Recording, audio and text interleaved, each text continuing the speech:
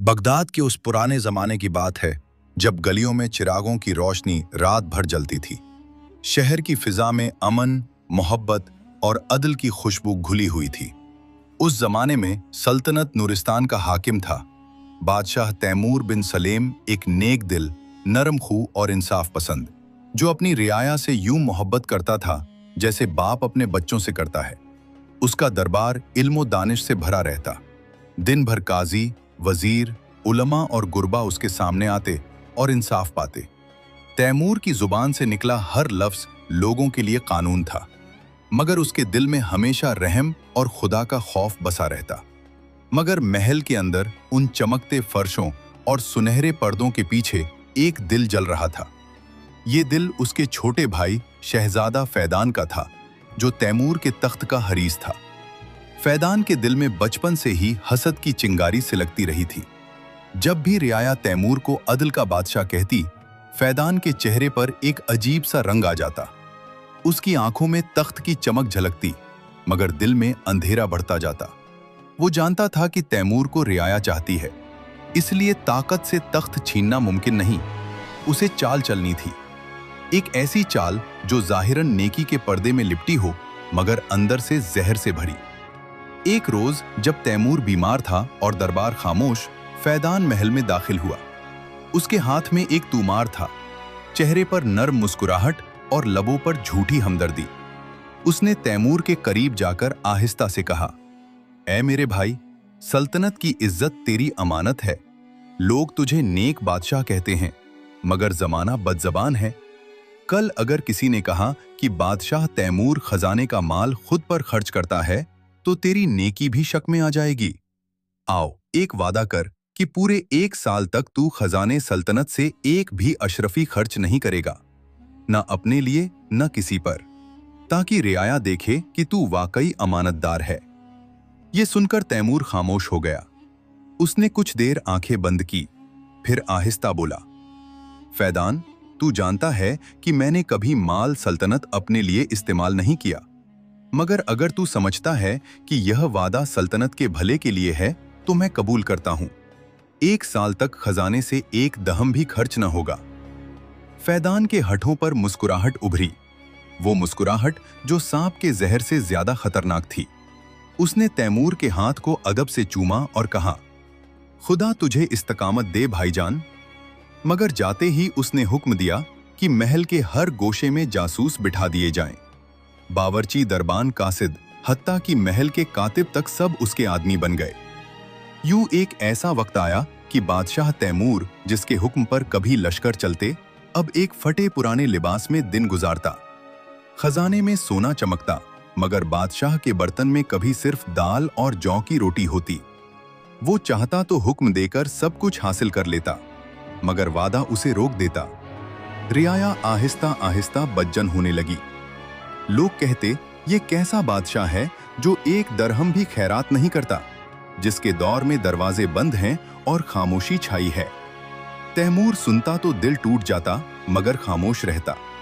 एक रात जब बगदाद की फजाओं में बारिश की बूंदें गिर रही थी और महल की छत पर टपकने की आवाजें गूंज रही थीं, तैमूर ने तन्हाई में दुआ के लिए हाथ उठाए। उसके लब कांप रहे थे, आंखों से आंसू बह रहे थे।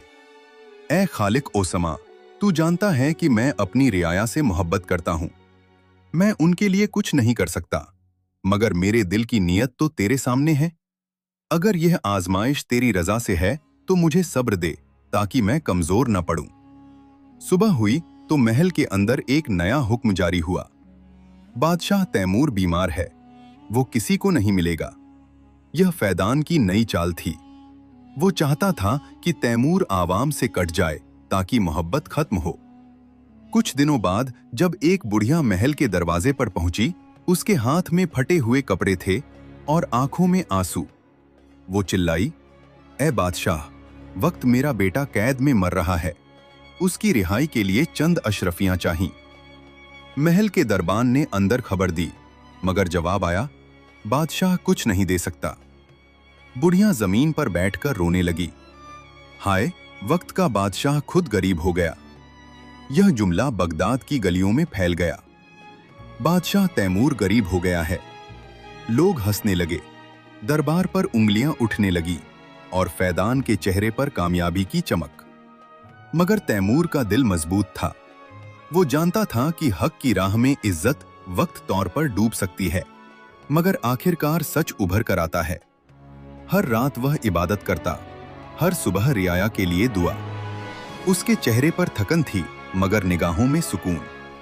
महल के जासूस हैरान थे कि यह बादशाह ना गुस्से में आता है, ना फरियाद करता है। तैमूर खामोश बैठा था, दिल तड़प उठा। उसने खजांची की तरफ देखा, मगर वादा याद आ गया। उसने आहिस्ता कहा, मैं कुछ नहीं दे सकता, लेकिन उसे मेरा पैगाम देना। बादशाह उसके लिए दुआ करेगा। यूसुफ ने यह सुना तो हैरान रह गया। दुआ से कपड़ा नहीं बनता, कपड़ा धागे से बनता है। वो गुस्से में वहां से चला गया। मगर चंद दिन बाद जब उसकी दुकान के सामने किसी ने चंद सके रखे और साथ एक खत जिसमें लिखा था, यह सके खजाना सल्तनत से नहीं, तैमूर की जाति मजदूरी से हैं, यूसुफ चूक उठा। उसने दुकान के लड़के से पूछा, ये कौन लाया था?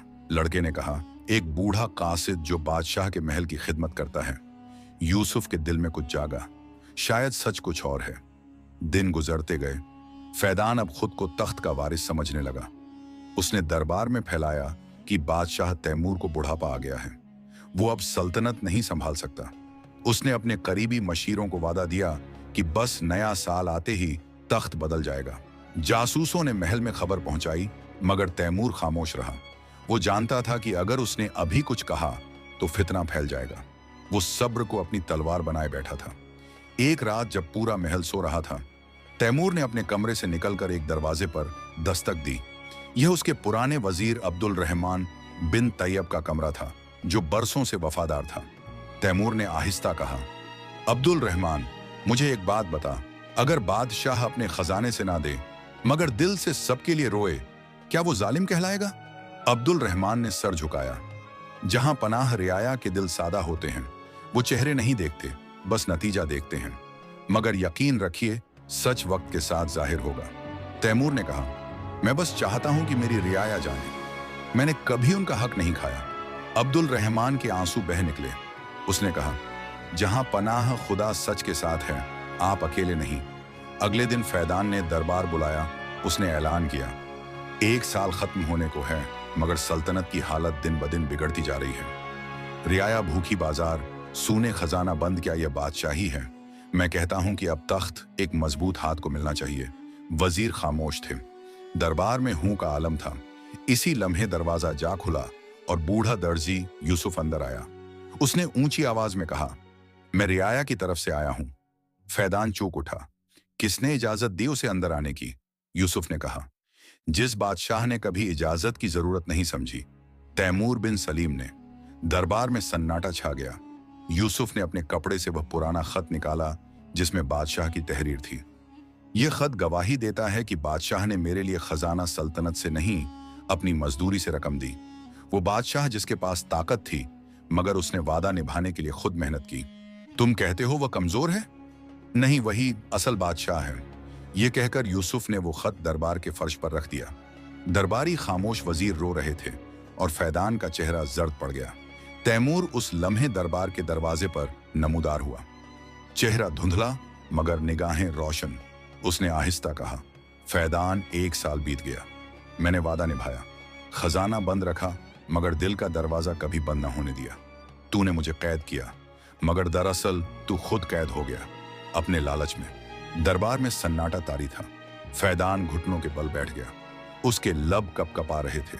तैमूर ने उसके कंधे पर हाथ रखा और कहा, ए मेरे भाई, बादशाही सोना जमा करने से नहीं, दिल साफ रखने से होती है। इसी लम्हे दरबार के काजी ने आगे बढ़कर ऐलान किया, यह दिन सल्तनत नूरिस्तान के अल का दिन कहलाएगा, क्योंकि आज खजाना नहीं, नियत की दौलत गालिब आई है। दिन बीतते गए। फैदान को अपने किए पर निदामत होने लगी। उसने देखा कि लोग अब तैमूर के इंसाफ और सब्र की मिसालें देने लगे हैं। बाजारों में कहा जाने लगा, तैमूर ने खजाना बंद रखा मगर दिल खुला रखा। वो बादशाह था मगर जोहद की चादर ओढ़े फकीर बन गया। ये बातें फैदान के दिल में बिजली की तरह गिरती थीं। एक दिन वो खामोशी से तैमूर के हुजरे में गया। उसने दरवाजा खोला तो देखा कि तैमूर मुसल्ले पर बैठा कुरान की तिलावत कर रहा है। उसकी आवाज में सुकून था, जैसे हर लफ्ज उसके दिल से निकल रहा हो। फैदान के आंसू बह निकले। उसने झुककर कहा, भाई मैंने तुझसे हसद किया, तुझे रोकने की कोशिश की, मगर तू तो मेरी आजमाइश था, मेरी सजा नहीं। तैमूर ने कुरान बंद किया और आहिस्ता कहा, फैदान, जो शख्स दौलत पर भरोसा करे वह कभी चैन नहीं पा सकता। मैंने तुझसे दुश्मनी नहीं की, बल्कि तुझे वक्त के हवाले कर दिया था। फैदान सिसकने लगा, मुझे माफ कर दे, मैं अब तेरे कदमों का गुलाम हूं। तैमूर ने उसके सर पर हाथ रखा। जो अपने गुनाह को पहचान ले, उस पर खुदा की रहमत उतरती है। तू मेरा भाई है, दुश्मन नहीं। इसी रात तैमूर ने वजीर अब्दुल रहमान को बुलाया। उसने कहा, मैंने अपनी सल्तनत को एक सबक सिखा दिया कि खजाना खाली हो जाए तो भी नीयत मालदार होनी चाहिए। अब वक्त है कि मैं आम लोगों के दरमियान रहूं। वजीर ने चूक कर पूछा, जहां पनाह, क्या आप तख्त छोड़ना चाहते हैं? तैमूर मुस्कुराया, तख्त अगर दिल में हो तो उसके बगैर भी हुक्मरानी रहती है। मैं चाहता हूं कि फैदान अब यह सल्तनत संभाले, मगर उसके साथ मेरी वसीयत रहे। सुबह के वक्त दरबार में सब जमा थे। तैमूर ने अपनी आखिरी तकरीर की। उसने कहा, मैंने सीखा है कि दौलत अगर आजमाइश बन जाए तो इंसान गुलाम बन जाता है। बादशाही उसकी नहीं जिसके सोना हो, बल्कि उसकी है जो अपनी ख्वाहिश पर काबू रखे। आज मैं अपने भाई फैदान को ताज देता हूं, मगर साथ ये वसीयत भी, सल्तनत को अदल से चलाना और रियाया को रिस्क हलाल की दुआ देना। पूरा दरबार रो रहा था। फैदान ने तख्त पर बैठकर ऐलान किया, मेरे भाई तैमूर के लिए आज से हर जुमा के दिन बगदाद के हर दरवाजे पर खाना तकसीम किया जाएगा, ताकि कोई भूखा ना सोए। महीनों बाद बगदाद की गलियों में एक छोटा सा कटियानुमा हुजरा मशहूर हो गया। लोग कहते, यहाँ एक बूढ़ा दरवेश रहता है जो रातों को दुआएं मांगता है कि बादशाह अदल पर कायम रहे। कोई नहीं जानता था कि वह दरवेश खुद बादशाह तैमूर है। वो दिन में यूसुफ दर्जी के साथ बैठकर कपड़े सीता और रात को कुरान पढ़ता। उसके पास ना खजाना था ना तख्त, मगर दिल इतना मुतमई था कि लगता जैसे उसके संगीत पास पूरी दुनिया हो। एक दिन यूसुफ ने पूछा, जहां पनाह नहीं हजरत तैमूर, क्या आपको तख्त याद नहीं आता? तैमूर मुस्कुराया, संगीत, तख्त तो जमीन पर रखा होता है, मगर इत्मीनान दिल में होता है। मैंने तख्त छोड़ा नहीं, मैंने असल बादशाही पाली है, जमीर की बादशाही। चंद साल बाद जब तैमूर का वक्त रुखसत आया, उसके होठों पर आखिरी जुमला यही था, ए खुदा, मैंने किसी के हक में जुल्म नहीं किया और रिस्क हलाल पर कनात की। अब तू मुझसे राजी संगीत हो जा, जैसे मैंने तेरी रजा में जिंदगी गुजारी। वो मुस्कुराकर आंखें बंद कर गया।